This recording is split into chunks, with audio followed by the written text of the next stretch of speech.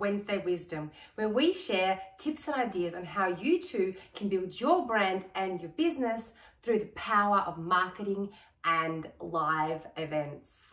This is our very first video for 2022. And today I wanted to do a bit of self-discovery, ask a few questions that have helped me and I'm hoping will help you to start your 2022 with some amount of control, some amount of understanding, and some amount of a great resource for moving forwards. So today I'm going to go through 6 questions to ask yourself to kickstart your 2022 best journey. As each year has rolled on, especially the last few, it's definitely been uncertain times. Every year brings something that is completely new and unexpected. But as 2022 rolls in with its difficulties and its opportunities, some of the things that we feel like we really can't control, there are some things that we can have control over. And that is our own journey, or at least some semblance of control. And so today, I'd like to share with you 6 questions that helped me to start my 2022 with a bit more clarity.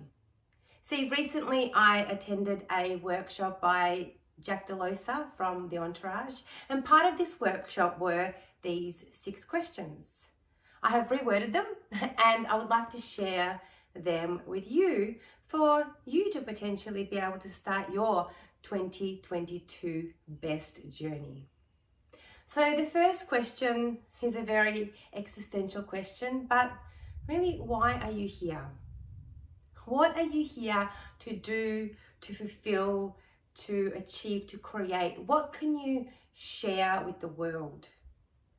See, for myself, when I was thinking about why I'm here, the thing that really resonates for me is to lead others, to empower them to take a journey towards fulfillment. Now, for me, that is a higher calling, and that is our vision, or a vision for myself. So why are you here? What is it that you want to leave? What is the legacy that you want to create? What is it that is going to really make you look back at your life and go, that is the reason that I was here? Second question is, what fulfills your heart? So what is it that brings you joy? What is it that enables you to live, to love, to play, that really fills that emotional part of yourself? Now, for me, the things that bring me joy is interacting with other people. For me, what brings me joy is being able to see my work, be able to empower and encourage others to smile and to feel more empowered to be able to do their life or to be able to do their work. Now, the third question is, what is it that fuels your mind? What are you interested in? What can you talk about for hours? What is it that you have spent a good part of your life learning? Now, for me, what fuels my mind is human to human communication. The way that people can encourage and support and empower each other to make decisions simply based on communication, based on the way that we talk, based on the way that we write, based on the words that we say, based on our body language. I have spent time, hours and hours, months and days and years learning and understanding how human beings communicate with each other. For me, that is really, really interesting. And then I work with that obviously in the space of communications, marketing, and events. The next thing is, what fills your hands? What do you actually like to do? What is your work? What is the work that you enjoy doing that's going to fill you up? They say idle hands are the devil's work, something like that. So what is it that you can do? What is it that you do in your work that really fulfills you? Now, the next question is the flip side of all of this. And this is really, really important.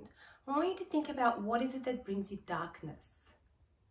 So think about a moment in time where you felt disconnected, detached. You weren't your happiest, highest, most serving self. Now, the parts that I'd like you to think about isn't what was actually happening, but how you felt. Who were you being or not being in that moment in time? And how can we be aware of this so that we are able to then clock it when it happens next time and put some strategies in to move forward? I know that for myself, my darkest times are when I'm feeling unheard or rejected and powerless. And the moment that any of those things come up for me, it takes me into darkness. And now I've learned to understand that if in the moment I'm feeling like I'm being rejected and I have no power, it's usually not the case. And so I'm able to understand where I'm at and then be able to bring myself out of that darkness. And my final question is, who is the best you?